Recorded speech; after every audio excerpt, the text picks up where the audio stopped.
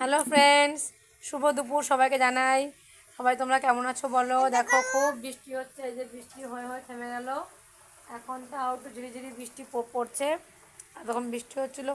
তো এই বৃষ্টির মরশুমে আমার ছোটো ছানাটা একটা গল্প বলবে, তোমরা অবশ্যই শুনবে, ঠিক আছে? বলো, শুরু করো গল্প। বলো গল্প বলো, বন্ধুরা শুনবে, বলো।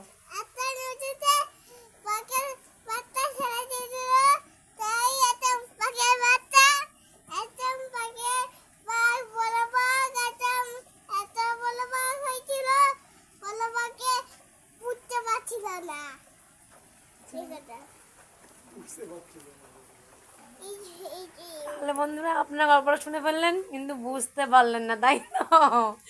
গল্পটা হচ্ছে, একটা বাঘ ছিল, বাঘের একটা বাচ্চা ছিল। বাঘটা কোন দিকে যাবে, নদীর মধ্যে পড়ে গেছিলো। ছোট বাচ্চারা কী করে সে তুলবে সেটা সে বুঝতে পারছিল না। আজকের গল্প এখানেই শেষ। পরবর্তী আপনাদের পার্ট অবশ্যই জানাবো। এখনকার জন্য টাটা।